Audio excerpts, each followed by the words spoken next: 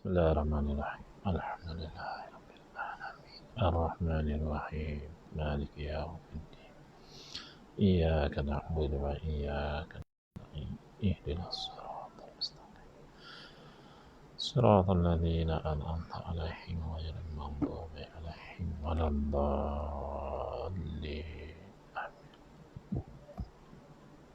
Amin.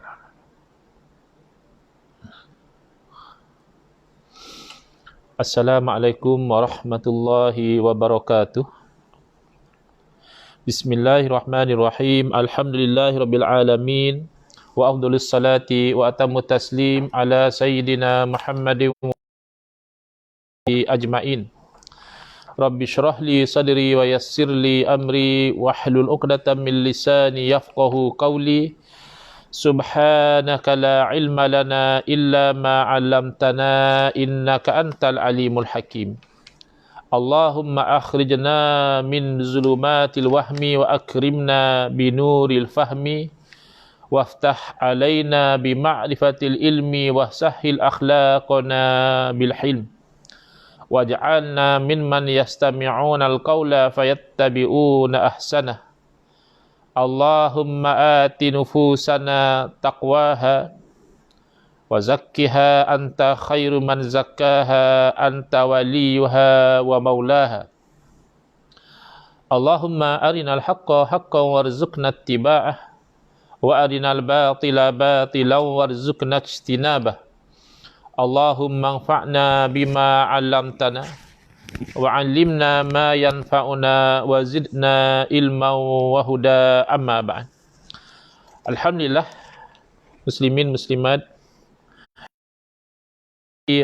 FB Live siri kupasan kitab yang dianjurkan oleh NGO Ahlus Sunnah wal Jamaah Research Group yang dikenali sebagai ARG Pusat, iaitu menghuraikan kitab Bid'ah Hasanah, kitab Bid'ah Hasanah, sebuah pendekatan baru yang disusun oleh guru saya Al-Fadhil Kiai Muhammad Idrus Ramli hafizahullah wa nafa'ana bihi wa bi'ulumihi fid dharaini, amin.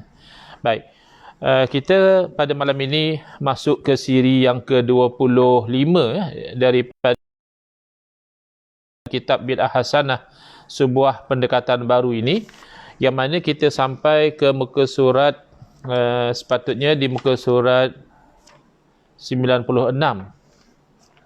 Cuma kita patah balik sedikit ke muka surat 92, ya, iaitu mengulang sedikit tentang isu yang kita perbincangkan pada malam ini, dan kita telah mulai perbincangan pada malam semalam, iaitu tentang manfaat zikir tahlilan bagi orang yang mati. Kerana ada sebahagian umat Islam, dia menyangkakan bahawa bila seseorang itu telah meninggal dunia, maka kalau ada orang lain melakukan tahlilan, membaca Al-Quran dan sebagainya, bahkan ada yang menyangkakan kalau orang itu mendoakan pun itu tidak sampai. Kerana apa? Kerana dia salah faham hadis Nabi SAW, yang mana Nabi SAW bersabda, "Idza mata ibnu Adama in qata'a amaluhu illa min thalathin." Apabila telah meninggal dunia seorang anak Adam itu, in qata'a amaluhu, maka terputuslah amalannya kecuali dari 3, iaitu sadaqatin jariyatin wa ilmin yuntafa'u bihi wa waladin salihin yad'u lahu. Yang pertama yang tidak terputus adalah sedekah jariah, yang kedua adalah ilmu yang diambil manfaat daripadanya, dan yang ketiga adalah anak yang untuknya. Jadi yang terlampau sempit, hatta doa juga dianggap tak sampai. Kerana apa? Kerana yang sampai hanya doa anak si mati. Jadi kalau doa orang lain kata dia tidak sampai, ya. Jadi ini jelas keliru. Kerana yang pertama, dia gagal faham dhamir di dalam amaluhu itu. Dhamir itu kembali kepada siapa? Saya telah sebutkan semalam, amaluhu, amalnya, iaitu amal si mati. Jadi yang terputus adalah amal si mati. Adapun amal orang-orang yang masih hidup tidak terputus, ya. Maknanya orang mendoakan, orang berzikir, orang baca Al-Quran, amal itu masih berterusan. Yang putus adalah amal si mati. Cuma ada juga amalan yang walaupun beliau telah meninggal dunia dianggap seperti masih lagi amalan beliau. Kerana misalnya sedekah jariah yang dilakukan ketika hidup, manfaat masih berjalan sehingga orang itu meninggal dunia. Maka pahala masih berjalan macam biasa. Demikian ilmu dia ajar kepada orang masa dia masih hidup, tetapi orang mengambil manfaat daripada ilmunya itu selepas dia meninggal dunia, maka pahala masih berjalan seperti biasa. Dia melahirkan anak dan mendidik anak ketika dia masih hidup, anak menjadi soleh dan anak itu mendoakan dia, maka itu seolah-olah amalannya sendiri berjalan, pahala itu biasa.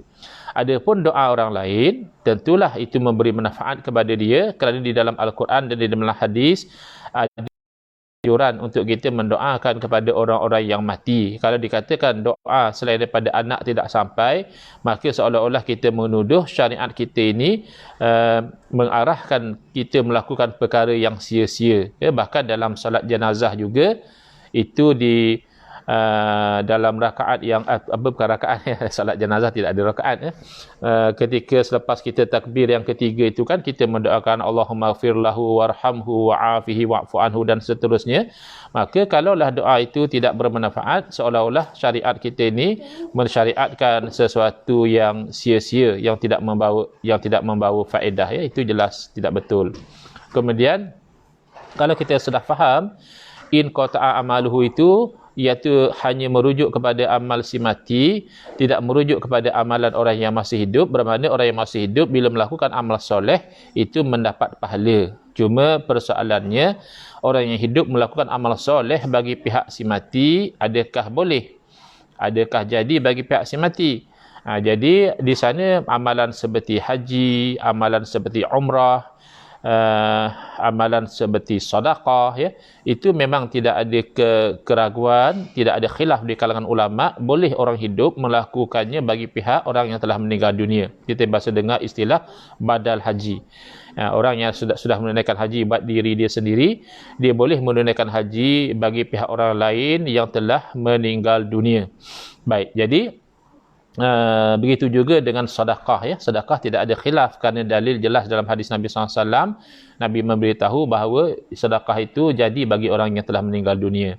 Cuma ulama bincang, kalau yang lain seperti baca Al-Quran, adakah sama juga? Maknanya orang hidup beramal tapi pahalanya jadi bagi pihak si mati. Maka di situ kita dapati jumhur, yakni majoriti ulama mengatakan tidak ada beza. Haji itu ibadah, orang hidup buat bagi pihak si mati boleh. Umrah itu ibadah, orang hidup buat bagi pihak si mati boleh. Sedekah itu ibadah, orang hidup buat bagi pihak si mati boleh. Membaca Al-Quran itu ibadah, orang hidup buat, pahala bagi pihak si mati pun boleh. Jadi itu pandangan majoriti para ulama. Ada riwayat daripada Imam Syafi'i rahimahullah ta'ala mengatakan pandangan Imam Syafi'i adalah tidak sampai. Kerana apa? Kerana Al-Quran ini membacanya itu hanya jadi pahala bagi orang yang membaca. Jadi kita kena faham betul-betul, jangan keliru sebagaimana yang berlaku kepada sebahagian saudara-saudara kita. Dia selalu memperli kita mengatakan kamu ini mendakwa mazhab Syafi'i. Imam Syafi'i tak bagi baca Quran bagi orang mati, tapi kamu duk buat tahlil baca Quran dan sebagainya. Kamu ni hanya mendakwa saja mazhab Syafi'i tapi tak ikut Imam Syafi'i rahimahullah. Jadi dia tak faham bahawa khilaf yang berlaku antara Imam Syafi'i rahimahullah ta'ala dengan ulama-ulama yang lain bukan pada boleh ke tak boleh kita baca Quran bagi pihak si mati. Yang itu sepakat boleh. Cuma bila kita baca Al-Quran bagi pihak si mati, adakah isalus sawab, sampai tak pahala itu bagi si mati? Itu saja yang jadi pertikaian. Jadi kalau kita pegang pada riwayat Imam Syafi'i rahimahullah ta'ala yang mengatakan tak sampai, bermakna orang yang baca Al-Quran itu masih berpahala, tapi pahala itu hanya untuk diri dia sahaja, bukan untuk orang-orang yang telah meninggal dunia tersebut. Lebih-lebih lagi, kalam para imam mazhab ini paling cantik, paling mantap kalau kita fahami dengan kefahaman ulama-ulama mazhab. Kerana ulama-ulama mazhab Syafi'i lah yang mengikut manhaj al-Imam Asy-Syafi'i rahimahullah ta'ala di dalam berfatwa. Dalam berijtihad, mereka ikut kaedah Imam Syafi'i rahimahullah ta'ala. Walaupun dalam mengikut kaedah Imam Syafi'i rahimahullah ta'ala, ada kalanya fatwa ulama Syafi'iyah itu berbeza dengan Imam Syafi'i sendiri. Jadi kawan-kawan kita kadang tak faham, kata dia tengok ulama mazhab Syafi'i pun bukannya ikut Imam Syafi'i pun. Memang begitu. Malah mazhab tidak semestinya fatwa ulama mazhab sama dengan fatwa imam mazhab. Kerana itulah kita katakan ulama kita sebenarnya tidak ta'assub. Ulama-ulama Syafi'iyah tidak ta'assub kepada Imam Syafi'i rahimahullah taala. Mereka menghormati sebagai guru ya, mereka menghormati sebagai orang yang berilmu ya, tapi ada kalanya ijtihad mereka menghasilkan fatwa yang berbeza dengan fatwa Imam Syafi'i rahimahullah taala. Namun mereka orang yang paling mantap memahami mazhab imam kerana mereka itu mengikut manhaj Imam Syafi'i. Jadi kata Al-Imam Zakaria Al-Ansari rahimahullah taala, pandangan Imam Syafi'i rahimahullah taala itu yang mengatakan tak sampai itu dalam 3 konteks ya. Konteks yang pertama, sekiranya tidak diniatkan. Bermakna kalau diniatkan maka sampai innamal a'malu binniyat, hanya saja amalan itu dinilai dengan niat. Yang kedua, dalam konteks kalau tidak didoakan. Kalau orang itu selepas dia melakukan bacaan Al-Quran, dia mendoakan bagi bahawa pahala bacaan Al-Quran itu bagi pihak si mati, maka itu sampai. Kerana Allah Ta'ala menjadikan ud'uni astajib lakum. Mintalah kepada aku, nescaya aku akan perkenankan bagi kamu doa kamu itu. Kemudian yang ketiga, dalam konteks kalau tidak dibacakan Al-Quran itu di sisi mayat atau di sisi kuburan. Adapun di dalam mazhab Imam Syafi'i rahimahullah taala, membaca Al-Quran di sisi mayat atau di sisi kuburan itu bagus. Bahkan kata Imam Syafi'i rahimahullah taala, kalau dikhatamkan seluruh Al-Quran itu maka lebih baik lagi. Bukanlah kata wajib, tidak. Tapi itu yang lebih baik kalau orang tu baca Al-Quran sampai khatam di sisi mayat. Dalam 3 konteks inilah kata Imam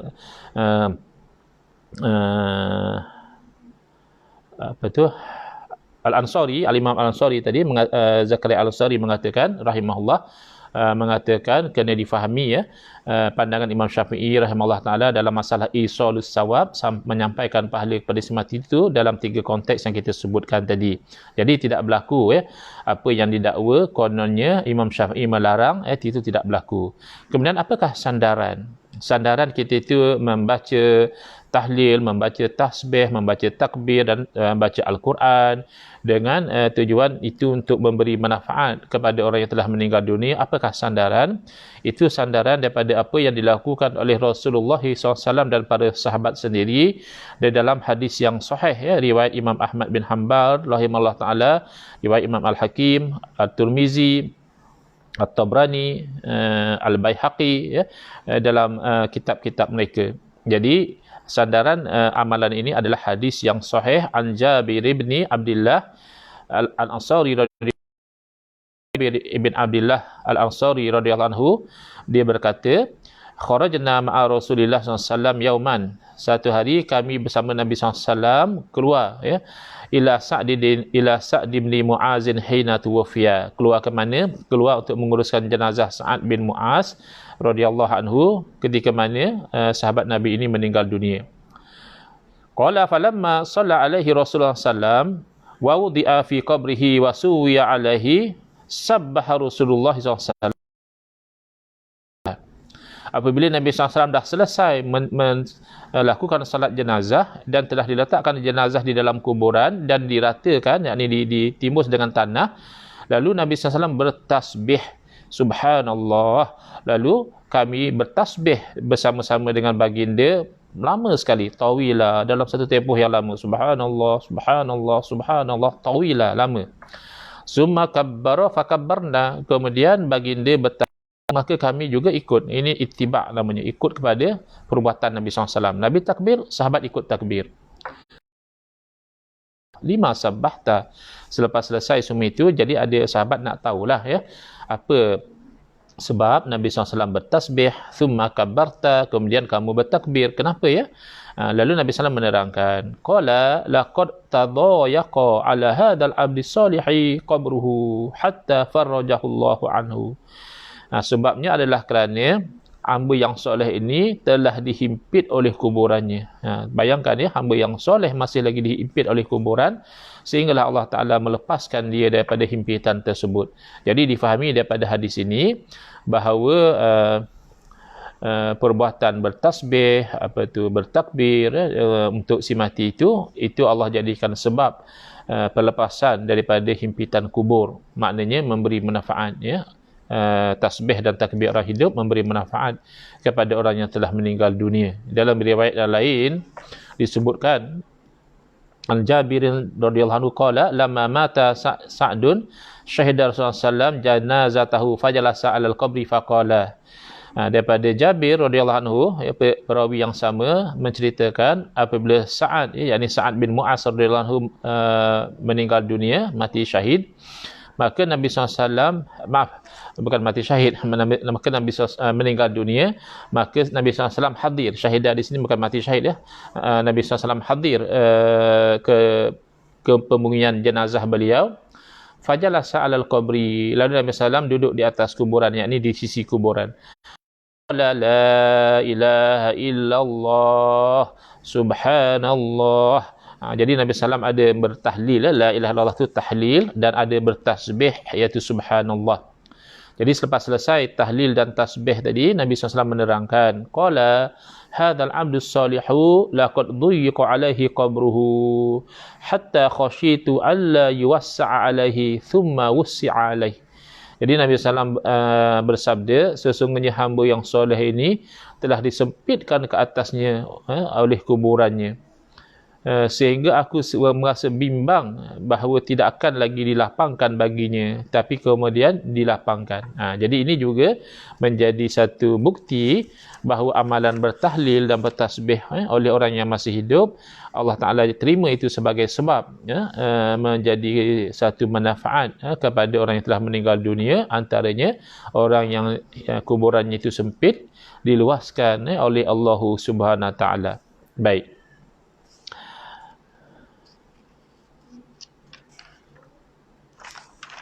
Ini hanya ulangan, ya, daripada apa yang kita telah huraikan semalam. Jadi saya tidak akan terlampau detail sangat, ya. Kalau tengok dalam kitab tu ada lagi pendetailan apa poin-poin dia, tapi rasanya dengan penerangan setakat itu pun kita sudah dapat gambaran. Sekarang ini poin yang kedua, ini kita belum sentuh lagi semalam, iaitu dalam ilmu fiqh, ibadah ditinjau dari pelaksanaan dibahagi menjadi dua bahagian. Ini yang saya pernah sebut dahulu.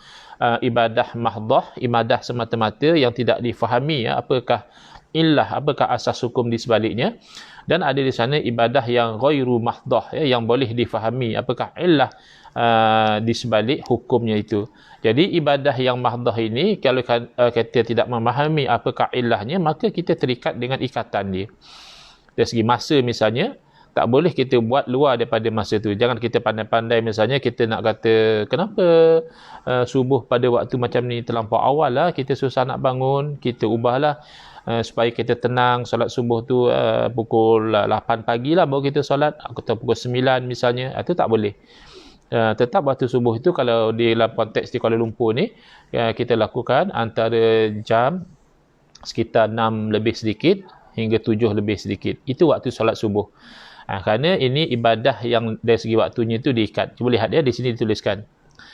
Yang pertama, ibadah yang waktunya bersifat mutlak dan tidak dibatasi, dan ini tidak muqayyad, tidak diikat dengan waktu tertentu. Maka seluruh usia hidup seseorang menjadi waktu bagi pelaksanaannya. Jadi tidak ada pengecualian, ya. Secara umumnya, bila-bila masa dia boleh lakukan ibadah ini. Baik ibadah tersebut berupa ibadah yang wajib seperti zakat, ya. Zakat ini kan bila cukup syaratnya dah kita wajib membayarnya, bukan mesti pada waktu tertentu. Dan kafarah, mahupun ibadah yang sunnah seperti solat sunat mutlak. Sekarang solat sunat mutlak ni pada bila masa pun kita boleh melakukan, asalkan jangan dilakukan pada waktu tahrim, ya, pada waktu yang dilarang, kita melakukan solat sunat mutlak. Sebentar, ya tuan-tuan.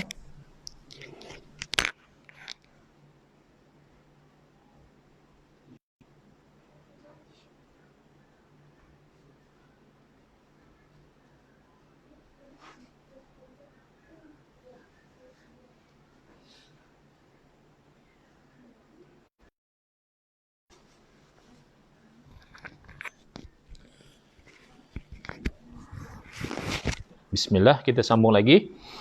Jadi dia maknanya dalam bila kita tinjau daripada sudut waktu terbahagi dua.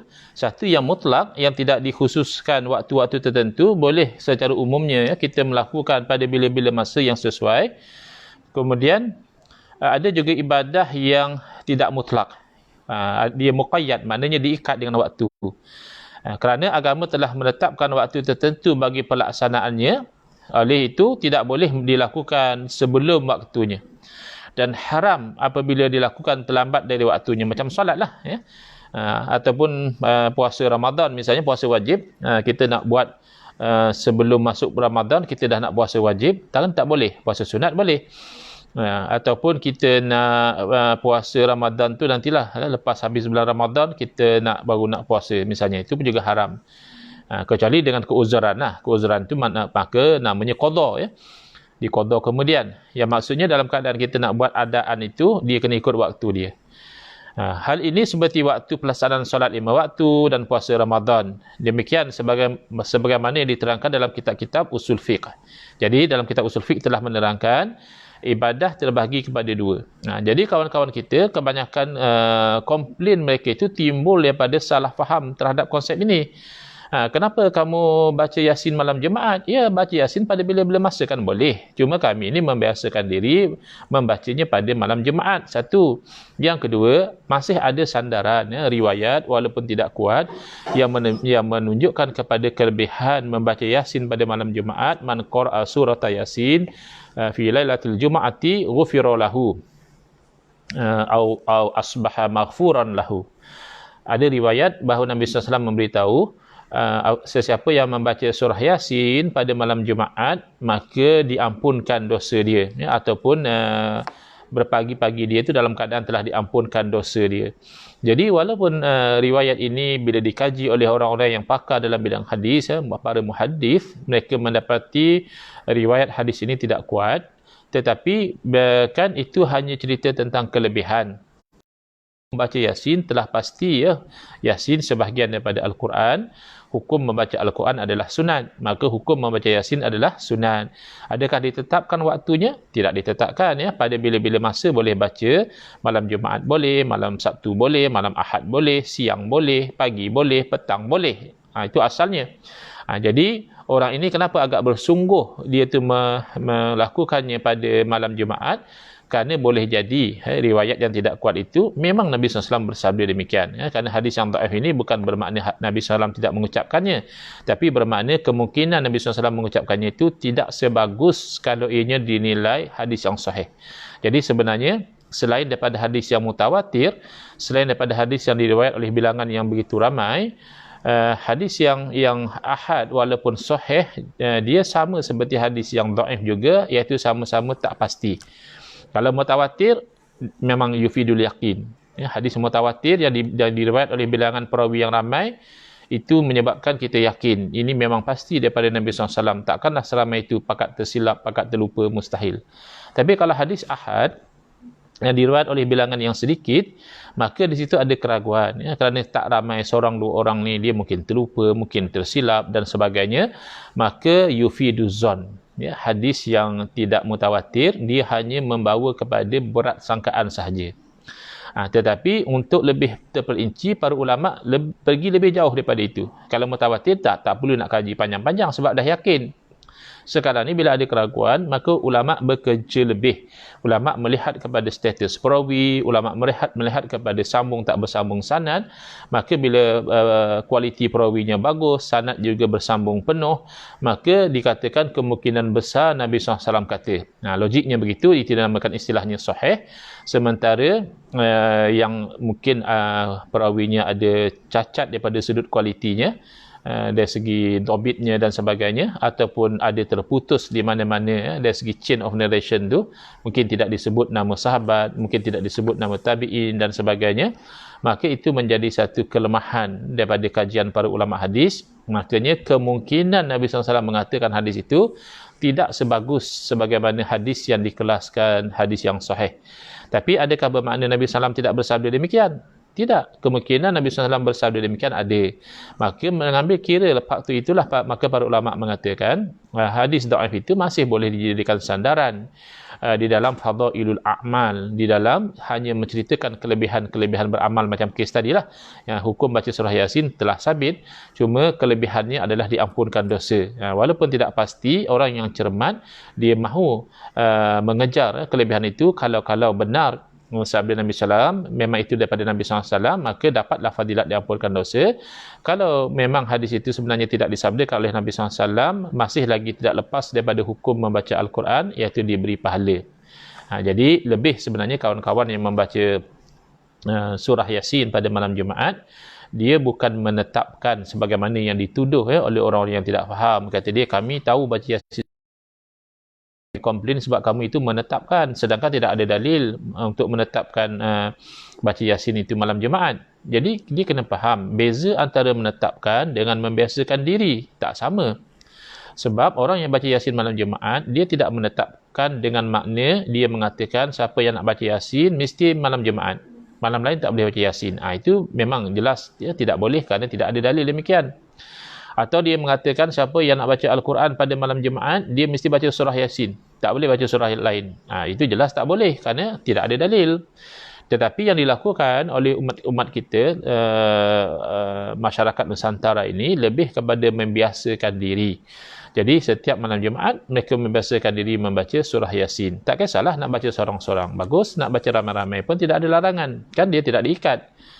Dia tidak mesti ibadah ni kena buat seorang-seorang saja. Dia boleh dilakukan seorang-seorang, dan boleh saja kita membaca Al-Quran beramai-ramai. Dan mungkin ada hikmah beramai-ramai itu lebih bersemangat, kurang mengantuk dan seumpama dengannya. Ada silaturahim. Jadi bila setiap malam Jumaat dia membiasakan diri membaca Yasin, kemungkinan dia terpayung di bawah fadilat yang dijanjikan oleh Nabi SAW. Ahabul a'mali ilallahi alwamuha wa in qalla. Sekasih-kasih amalan kepada Allah adalah yang paling berkekalan, walaupun sedikit. Maknanya berkekalan lah tu. Setiap minggu malam Jumaat dia baca Yasin. Kalau kira kan sedikit, kalau betul-betul orang ahli ibadah, bukan malam Jumaat saja baca Yasin. Tiap-tiap malam pun dia akan baca Al-Quran. Yasin saja, dia akan baca surah-surah yang lain. Tapi tak apalah, sedikit, hanya Yasin sahaja, hanya seminggu sekali sahaja. Tapi kita harapkan itu ahabbul a'mali ilallah, sekasih-kasih amalan kepada Allah Ta'ala, kerana adwamuha, yang paling berkekalan. Jadi kalau kawan-kawan kita ni mahu membuka fikiran mereka, melihat dengan konteks yang lebih terbuka, dia tidak akan jadi begitu anti kepada majlis Yasinan itu. Dia tidak akan anti kepada majlis orang berkumpul untuk membaca Yasin, kerana mereka pun tidak menetapkan mesti malam Jumaat, dan mereka juga tidak menetapkan mesti surah Yasin. Baik. Berkaitan dengan bacaan tasbih, takbir, tasbih subhanallah, takbir Allahu akbar, tahmid alhamdulillah, tahlil la ilaha illallah, salawat Allahumma salli ala sayyidina Muhammad wa ala ali sayyidina Muhammad, istighfar astaghfirullahalazim, dan bacaan Al-Quran, itu termasuk ibadah yang waktunya bersifat mutlak, yakni tidak ditetapkan. Jadi oleh itu boleh dilakukan bila-bila masa sahaja. Kerana itu pembatasan, kononnya oleh kerana dia tengok hadis tadi, dia kata itu tak apalah, itu boleh dilakukan hanya pada masa pengkemumian. Kamu ni lakukan 3 hari pun masih lakukan, seminggu pun kamu masih lakukan. Kalau ikut hadis, Nabi SAW hanya lakukan ketika pengkemumian saja. Jadi inilah yang Kiai Idrus Hafizahullah nak terangkan. Itu yang berlakunya adalah Nabi SAW sebut immediately, lepas pengkemumian. Tetapi tidak menjadi satu halangan bahawa orang lain melakukannya luar daripada waktu pengkemumian. Kenapa begitu? Tidak akan ini bid'ah. Tidak, kerana asas amalan itu daripada sunnah Nabi SAW, dan jenis amalan adalah yang tidak diikat waktunya, maka kekal begitu ianya boleh dilakukan pada bila-bila waktu yang mudah bagi orang yang nak melakukannya, dan tidak boleh kita menetapkan sesuatu yang tidak disempitkan oleh agama. Agama tidak menyempitkan, dalil tidak mengatakan bahawa mesti pada masa itu sahaja. Tidak ada dalil menunjukkan bahawa tasbih tahlil itu mesti pada lepas pengkemumian sahaja, tidak ada. Apatah lagi kalau sampai nak mengeluarkan hukum bahawa ianya adalah bid'ah yang sesat dan sebagainya, itu tidak sesuai langsung dengan kaedah usul fiqh. Jadi kadang-kadang kawan kita ini dia tahu tentang hadis, tetapi dia tidak begitu mahir untuk memahami hadis itu dengan menggunakan neraca usul fiqh. Sedangkan usul fiqh itulah yang menjadi ilmu yang digunakan oleh para ulama untuk memproses hukum daripada Quran dan hadis. Baik, yang seterusnya di muka surat 97, isu berdoa bersama dan mengaminkan doa orang lain. Dahulu benda ni tak ada orang komplain lah. Basically orang memang suka lepas sembahyang mereka berzikir sekejap dan imam angkat tangan berdoa, lalu makmum masing-masing mengaminkan doa imam, selesai selepas itu bersalam-salaman dan selesai, ya. Jadi kebelakangan ini, oleh sebab ada faktor orang yang mengisukan benda-benda macam ini, mereka menganggap bahawa berdoa beramai-ramai itu bid'ah yang sesat. Kenapa? Kata dia tak ada dalil. Nabi SAW sembahyang dengan sahabat tiap-tiap hari. Tak ada pun dalil cerita Nabi SAW berdoa beramai-ramai dengan para sahabat. Jadi ini kita nak lihat, ya, bahawa apa sebenarnya yang mereka komplain itu sebenarnya tidak berasas, ya. Di antara tradisi umat Islam di seluruh dunia adalah doa bersama yang dilakukan dalam setiap pertemuan. Bukan sahaja lepas solat, macam pertemuan-pertemuan juga, misalnya kata yang live ini pun, ya, yang saya duduk di rumah saya, tuan-puan duduk di rumah tuan-puan, selesai daripada kuliah kita, saya angkat tangan berdoa, mungkin ramai antara tuan-puan juga turut mengaminkan doa yang saya baca itu. Jadi pertemuan, pengajian, majlis zikir dan selesai solat, ya, biasa kita itu mengaminkan doa yang dibaca oleh orang lain. Kaum Wahabi menganggap doa bersama termasuk bid'ah yang sesat, ya. Maaf, ya, saya perhati tengok ada orang-orang yang komen kata dia, apalah ustaz ni sikit-sikit sebut Wahabi, tak cerdik lah ustaz ni, ya. Nak buat macam mana? Memang buku ini ditulis nak menolak fitnah-fitnah yang dibuat oleh golongan Wahabi. Saya boleh saja nak cerita tentang masalah bid'ah ini tanpa saya sebut nama Wahabi, boleh saja. Kerana yang penting kita faham kaedah bagaimana, apakah takrif bid'ah, apakah pembahagian bid'ah, apakah hukum bid'ah, apakah dalil tentang bid'ah. Dah selesai, tak perlu pun saya nak sebut Wahabi sebenarnya. Tetapi kitab ini khusus, ya. Tengok, ya, ini Bid'ah Hasanah, sebuah Kiai Muhammad Idrus Ramli. Di bawah sini ada dituliskan, ya. Apa yang dituliskan di bawah itu? Iaitu beberapa sunnah yang dibid'ahkan oleh Wahabi. Memang nak fokus untuk merod, ya, untuk menolak kekeliruan yang dibawa oleh sensitif sangat dengan Wahabi itu. Sebenarnya tak perlu sensitif. Ia nisbah pada Syekh Abdul Wahab. Jadi saya heran juga, ya, orang lain bila disebut Syafi'i, Maliki, Hanafi, Hambali, mereka tak ada masalah, bahkan mereka bangga. Ulama-ulama dahulu mazhab Syafi'i dia tulis Al-Syafi'i, yang mazhab Hanafi dia tulis Al-Hanafi, yang mazhab Hambali juga Al-Hambali, Al-Maliki dan seterusnya. Tapi kawan kita minat sekali dengan fatwa Syekh Abdul Wahab, ikut manhaj Syekh Abdul Wahab, ya. Walaupun tak mengaji dengan Syekh Abdul Wahab, ialah kalau mengaji tak ada yang mazhab Syafi'i. Siapa yang mengaji dengan Imam Syafi'i? Tak ada yang mazhab Maliki. Siapa yang mengaji dengan Imam Malik? Jadi agak tidak cerdik mengatakan, oh, saya bukan Wahabi sebab saya tak begitu. Tapi kamu ikut manhaj Syekh Abdul Wahab, maka kenapa kamu jadi sensitif? Sedangkan kalau saya tanya kamu, Wahabi itu bagus ke tak? Kamu kata bagus. Jadi kalau bagus, tidak perlu sensitif. Melainkan kamu di dalaman kamu sendiri, kamu merasakan Wahabi tak bagus, itu saya tak tahulah. Ya. Mungkinlah kamu sensitif kerana kamu pun tahu Wahabi tak bagus. Tapi kalau kamu tahu Wahabi tak bagus, jangan ikut. Sepatutnya macam tu. Jadi kamu kontradik. Kamu ikut Wahabi, kemudian kamu sensitif bila orang sebut Wahabi. Itu kan tak faham lah. Saya kurang faham itu. Ya, ada satu komen saya baca di sini.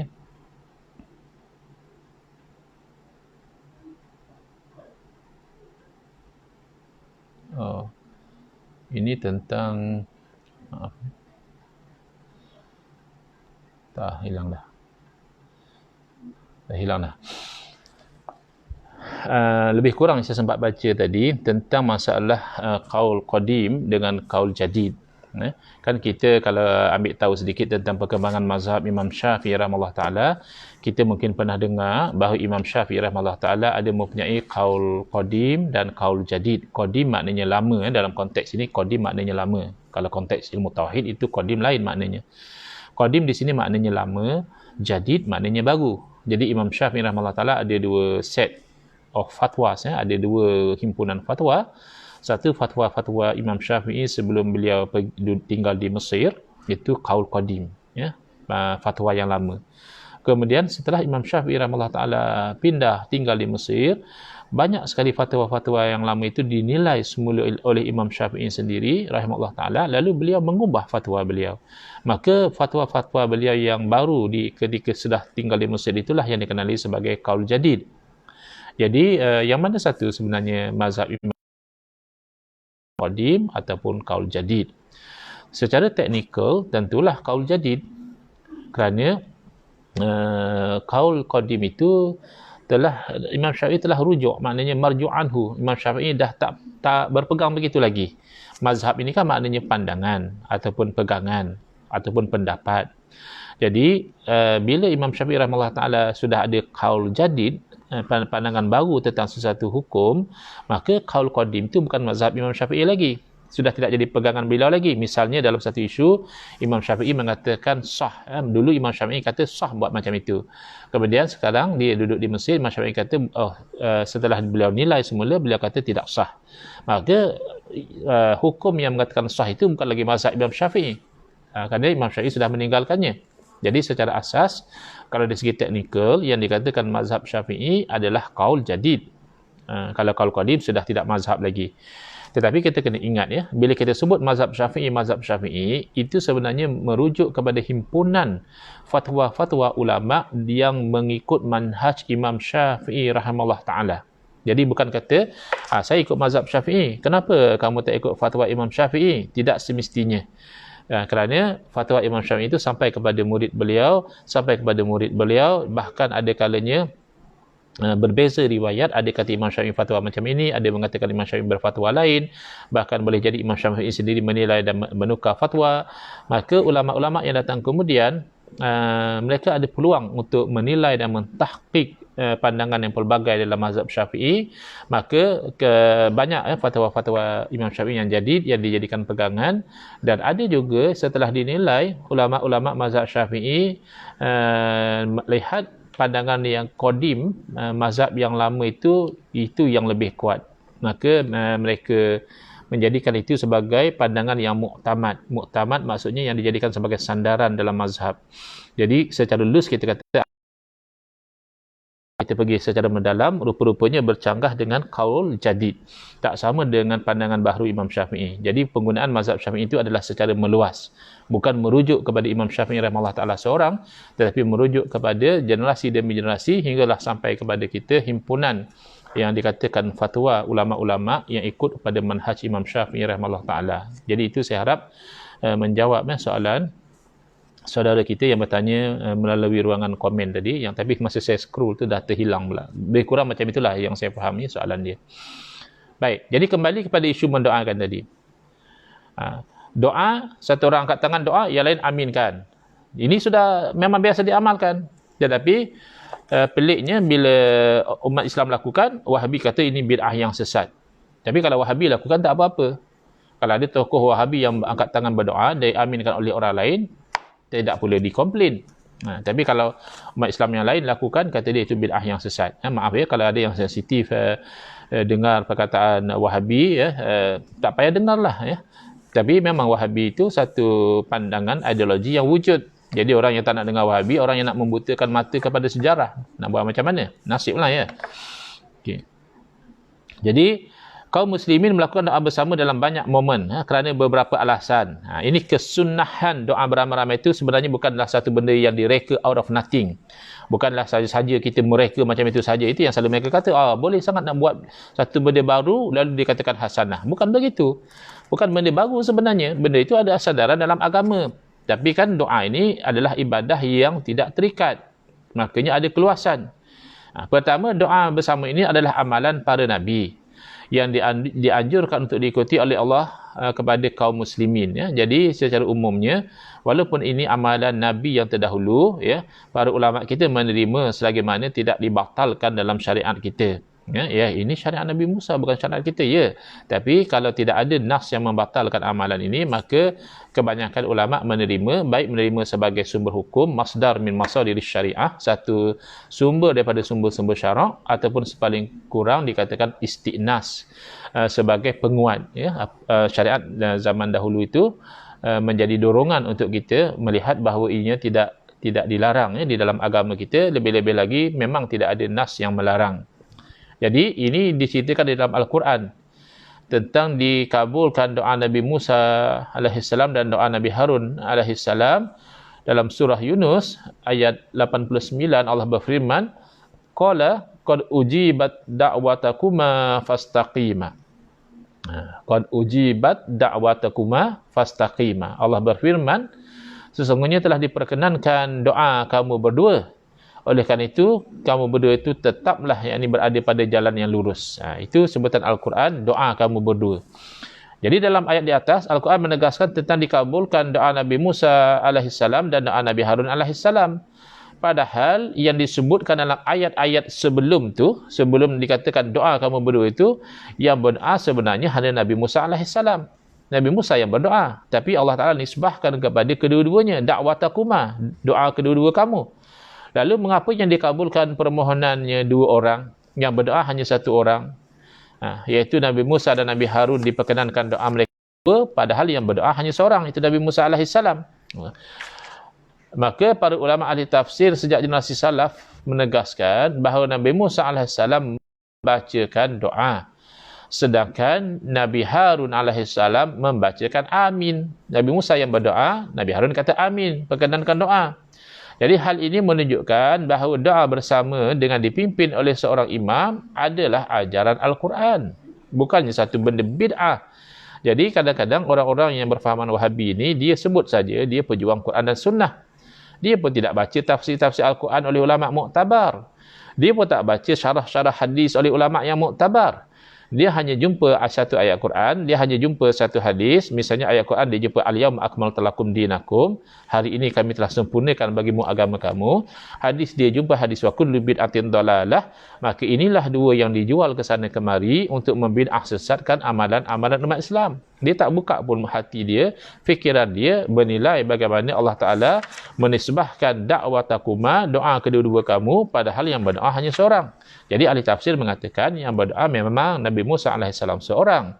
Tetapi oleh kerana Nabi Harun mengaminkan, maka dianggap itu doa kedua-duanya. Kan itu sandarannya Al-Quran. Jadi nak ceritanya, banyak sebenarnya amalan-amalan bagus umat Islam ini ada panduan daripada Quran dan hadis, tetapi oleh kerana Wahabi gagal faham, maka dia membid'ah sesatkan. Yang kedua, doa bersama adalah sunnah Rasulullah SAW berdasarkan hadis berikut. Kata dia, Nabi tak buat pun. Ialah kamu yang tak faham. Bukan masalah Nabi tak buat. Kamu yang tak jumpa insiden yang boleh dijadikan sebagai sandaran. Jadi selalu orang Wahabi ini dia agak sombong. Dia merasakan kalau dia tak jumpa, makna tak ada. Padahal bukan nak katakan ilmunya sampai melaut pun. Ulama'-ulama' dahulu pun masih tawaduk. Bila dia tak jumpa, dia kata saya tak jumpa. Lam ajid lahu aslan. Saya yang tak jumpa. Dia tak kata ini batil, ini palsu dan sebagainya. Tapi datang golongan Wahabi, kalau dia tak jumpa, dia anggap itu tak ada. Cuba lihat. An-Nafi'in qala kana ibnu Umar radhiyallahu anhu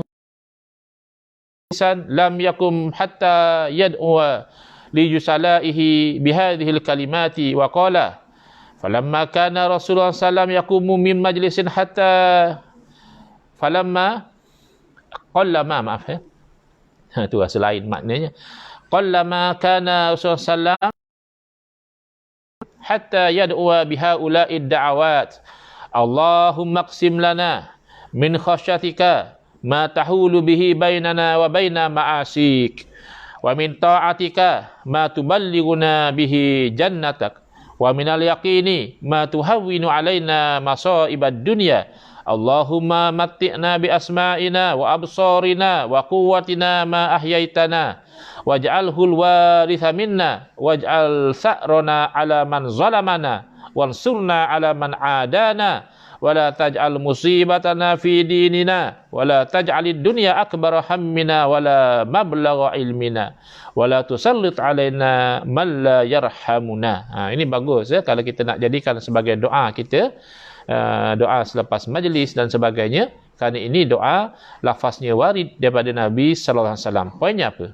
Daripada Nafi', iaitu maula kepada Abdullah bin Umar radhiyallahu anhuma, beliau menceritakan bahawa Sayyidina Abdullah bin Umar, anak kepada Sayyidina Umar radhiyallahu anhu, apabila dia duduk satu majlis, maknanya ada satu majlis ilmu atau majlis apa, dia tidak akan bangun, maknanya selesai berdiri daripada majlis itu, melainkan dia akan berdoa dahulu. Untuk orang yang duduk bersama-sama dalam majlis itu, dia akan berdoa dengan kalimah-kalimah ini. Dan beliau berceritakan, maknanya dia ceritalah. Ini seolah-olah ada elemen macam meriwayatkan hadis secara musalsal. Dia buat satu benda dan dia ceritakan kepada Nabi SAW dahulu buat benda yang sama. Apa dia? Sedikit kali Rasulullah SAW berdiri dari satu majlis sebelum berdoa. Maknanya mungkinlah sekali dua atas satu urusan-urusan yang penting, Nabi SAW terus bangun, tidak berdoa. Tapi sikit. Selalunya Nabi SAW akan berdoa dengan doa yang berikut. Ya Allah, berikanlah kami bahagian daripada sifat takutmu dan seterusnya. Doa yang saya bacakan tadi. Itu elok sekali tuan-tuan yang ada kitab ini supaya menghafalkan. Doa ini memang doa yang disebut oleh Nabi SAW sendiri. Ini hadis hasan riwayat Imam At-Tirmizi, dinilai oleh beliau sebagai hadis yang hasan. Dan juga diriwayat juga oleh Imam An-Nasai. Jadi dalam hadis di atas, apa poin yang kaitannya dengan berdoa dan diaminkan oleh orang lain tadi? Dijelaskan bahawa Rasulullah SAW setiap kali berkumpul bersama para sahabat dalam satu majlis, lalu sekali mengakhirkan majlis tersebut dengan doa bersama untuk mereka. Rasulullah SAW membacakan doa sedangkan para sahabat membacakan amin. Jadi ini yang dilakukan oleh Sayyidina Abdullah bin Umar radhiyallahu anhuma. Cuba tengok ya, idza jalasa majlisan lam yakum hatta yad'u li julasaihi. Jadi beliau berdoa untuk orang-orang yang duduk bersama dengan beliau. Jadi ini menunjukkan kepada doa bersama-sama ya. Doa yang dibaca oleh seorang tetapi diaminkan oleh orang-orang lain yang hadir. Ini amalan daripada Nabi SAW. Yang ketiga, doa bersama termasuk tata cara agar doa kita segera dikabulkan oleh Allah Subhanahu Wa Taala berdasarkan hadis-hadis yang berikut ini. Maknanya doa seorang pun boleh ya. Kadang-kadang mereka suka tanya macam tu. Kenapa tak boleh ke doa seorang? Siapa kata tak boleh? Tak ada pula orang kata tak boleh. Sama juga kalau mereka bangkang isu tawasul, dia kata tak boleh ke doa tanpa tawasul? Boleh. Kita tak bincang masalah tak boleh. Kamu yang tidak membolehkan benda yang boleh. Kamu yang melarang tawasul. Kita tak mengatakan doa mesti tawasul. Tapi kamu mengatakan tawasul haram, syirik. Maka kita terangkan. Demikian juga begini. Kita tak katakan doa seorang-seorang tak boleh. Tetapi doa beramai-ramai boleh. Tapi kamu mengharamkan. Kamu mengatakan bid'ah yang sayyi'ah. Jadi lebih-lebih lagi doa beramai-ramai ini lebih diharapkan istijabah perkenan daripada Allah Subhanahu Wa Taala. An Habib bin Maslamata Al-Fihri wa kana mujabad da'wati radhiyallahu anhu qala sami'tu Rasulullah SAW yaqul la yastami'u qaumun muslimuna yad'u ba'duhum wa yu'amminu ba'duhum illa istajaballahu du'aahum. Ini hadis hasan riwayat Imam At-Tabrani dalam Al-Mu'jamul Kabir dan diriwayatkan oleh Al-Hakim dalam Al-Mustadrak. Dan Imam Al-Hakim berkata hadis ini adalah hadis yang sahih di atas persyaratan Imam Muslim rahimahullah ta'ala. Jadi kalau ditimbang asas syarat-syarat Imam Muslim, ini hadis sepatutnya dinilai sebagai hadis yang sahih. Al-Hafiz Al-Haythami berkata dalam Majma'uz Zawaid bahawa perawi hadis ini adalah perawi hadis yang sahih kecuali Ibn Latiyah, ya, seorang yang hadisnya bernilai hasan. Mana paling-paling tidak pun hadis ini hadis yang hasan, boleh dijadikan sandaran dalam hukum hakam. Maka apatah lagi kalau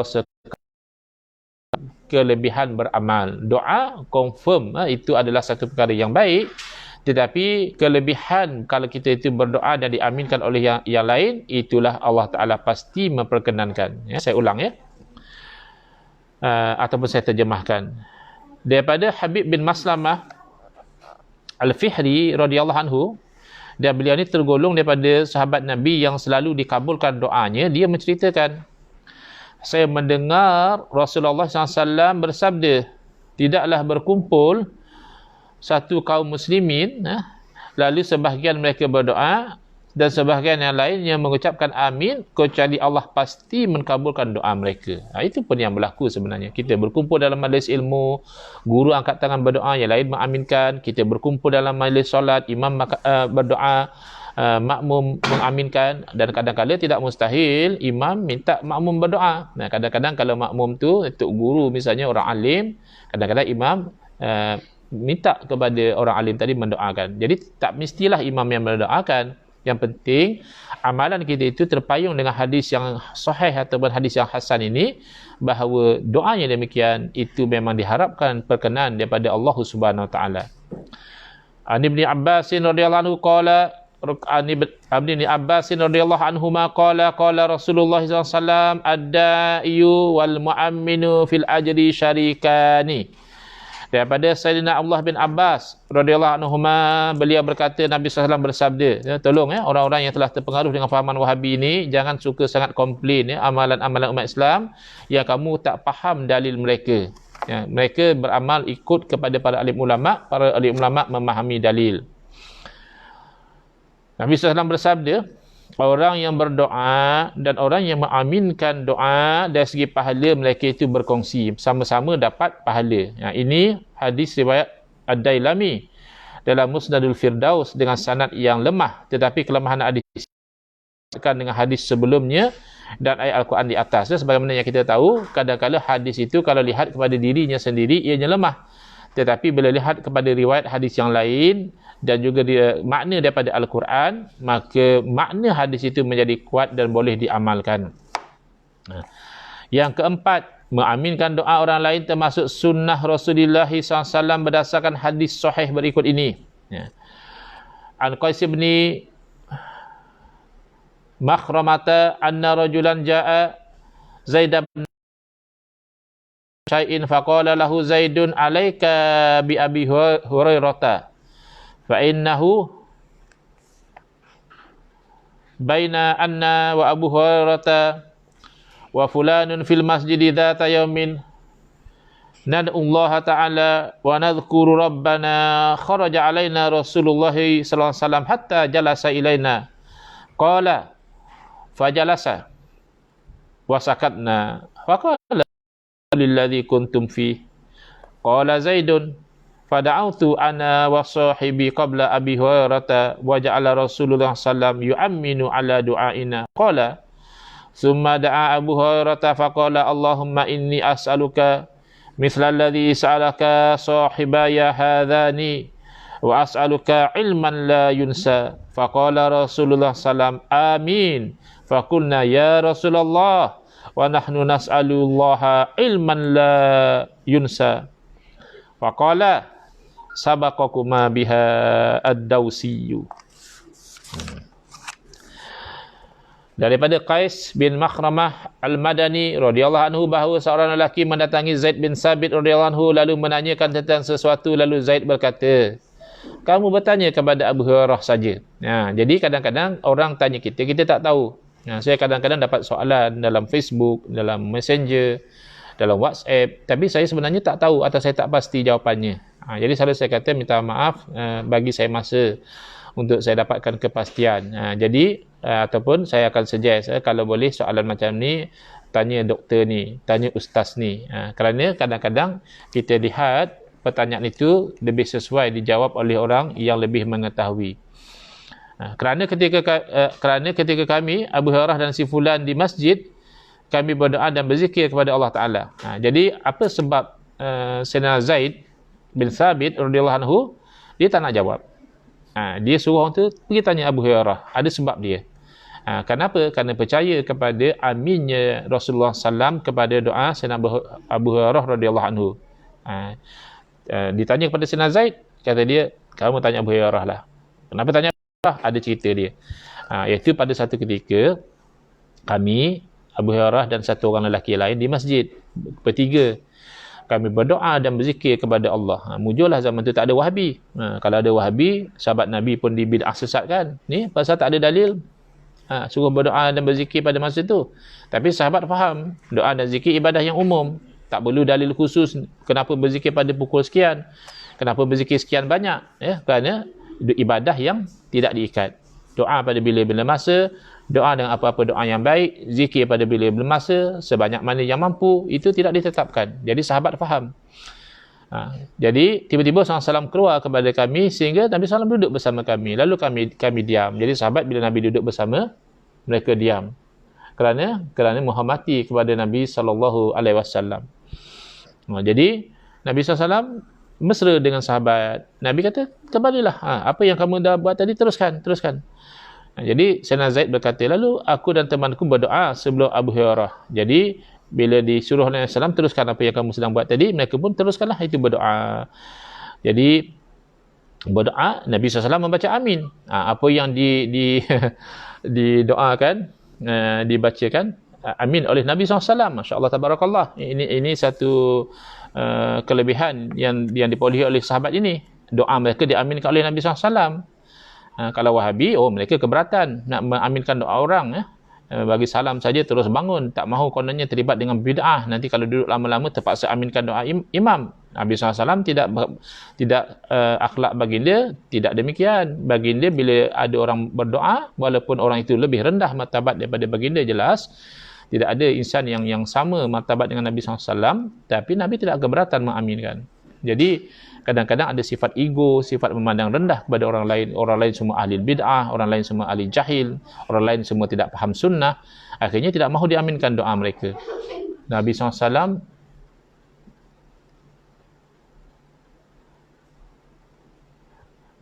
mengaminkan doa yang dibaca oleh para sahabat. Tapi ketika itu hanya 2 sahabat saja yang berdoa. Sayyidina Abu Hurairah belum doa lagi. Yang cantiknya, apabila tiba giliran Sayyidina Abu Hurairah berdoa, mudah saja dia kata, ya Allah, aku memohon kepadamu seperti yang dimohon oleh kedua temanku. Kan Nabi SAW aminkan doa 2 orang tadi, maknanya pastilah doa mereka itu baik. Jadi Sayyidina Abu Hurairah senang. Aku memohon apa yang dimohonkan oleh dua temanku tadi. Ini shortcut ya. Kalau kita dah tak pandai sangat nak berdoa panjang-panjang, ada orang dah berdoa panjang selepas kita, ya Allah, aku memohon apa yang didoakan oleh tuan guru tadi, ya Allah, kan senang macam itu. Tapi ada pula orang yang malas, dia tak mau doa lagi. Hari ini dia katakan, ya Allah, aku memohon kepadamu macam aku memohon kepadamu semalam. Nanti besok aku memohon kepadamu sebagaimana aku memohon kepadamu semalam. Ini malas sangat dia nak berdoa. Tapi berdoa bukan demikian, bukan masalah malas. Tapi kerana kan doa 2 sahabat tadi telah diaminkan oleh Nabi SAW, bermakna doa itu baik. Kalau doa itu baik, Nabi pun aminkan, saya minta apa yang mereka minta. Tapi ada tambahannya, iaitu aku memohon kepadamu pengetahuan ilmu yang tidak akan dilupakan. Jadi Sayyidina Abu Hurairah memohon ilmu itulah. Orang kata, kenapa Sayyidina Abu Hurairah yang banyak riwayat hadis, sikit-sikit Abu Hurairah, sikit-sikit Abu Hurairah? Kerana Allah kurniakan kepada beliau kuat ingatan dengan berkat doa beliau diaminkan oleh Nabi SAW. Setelah beliau mengatakan, ya Allah, aku memohon kepadamu ilmu pengetahuan yang tidak akan dilupakan. Sedangkan inilah afatul ilim, penyakit ilmu itulah lupa. Kita kalau tak lupa, Masya Allah, alim kita. Banyaklah kita dengar ceramah, kita dengar kuliah, mengaji kitab. Tapi masalahnya kita lupa. Jadi, supaya pengetahuan tidak lupakan, dan Nabi SAW mengucapkan amin, perkenankan doa. Lalu 2 orang sahabat tu, kita tak minta doa macam tu. Lalu kami berkata, ya Rasulullah, kami juga memohon ilmu pengetahuan yang tidak akan dilupakan. Lalu Nabi SAW bersabda, kali oleh lelaki suku Daus ini, maknanya kalian dah terlambat. Keistimewaan ini dah diminta oleh Abu Hurairah radhiyallahu anhu. Jadi Sayyidina Zaid bin Sabit radhiyallahu anhu mengenangkan bahawa Sayyidina Abu Hurairah ini didoakan, diaminkan oleh Nabi SAW, bahawa beliau mempunyai pengetahuan yang tidak akan dilupai. Maka kalau nak tanya, baik tanya beliau lah. Beliau tu insya-Allah tak akan lupa. Itu yang mengaminkannya adalah Rasulullah SAW. Jadi jelas sekali bahawa mengaminkan doa orang lain itu adalah sunnah Nabi SAW. Golongan Wahabi, kamu mendakwa kamu pejuang sunnah, ustaz kamu ustaz sunnah, tapi kami lihat perangai kamu banyak mendustakan dakwaan kamu. Jadi kami tidak segan memanggil kamu Wahabi, dan kamu tidak segan memanggil kami sebagai ahli bid'ah. Jadi kita sama-sama atas dasar kita ikut kepada Nabi SAW, kita lapangkan dada dan fikiran kita, kita kembali benar-benar mengikut pada sunnah Nabi SAW, bukan hanya sekadar berslogan semata-mata dengan slogan yang kosong, yang tidak diisikan dengan amalan yang bertepatan. Hadza wabillahi taufiqu wal hidayah. Wassalamualaikum warahmatullahi wabarakatuh. Bismillahirrahmanirrahim. Alhamdulillahirabbil alamin. Wassalatu wassalamu ala asyrafil anbiya wal mursalin wa ala alihi washabbihi ajmain. Allahumma shrah sudurana wa ahsin akhlaqana wa azim ujurana wa nawwir qulubana bi nuri hidayatika kama natarda bi nuri syamsika abadan abada bi rahmatika ya arhamar rahimin. Allahumma aftah alaina futuhal arifin warzuqna fahman nabiyyin wa hifzal mursalin wa ilhamal malaikatil muqarrabin wa sallallahu ala khairi khalqihi sayyidina Muhammadin wa ala alihi wa sahbihi wasallam walhamdulillahi rabbil alamin. Amin ya rabbal alamin. Wal afu minkum.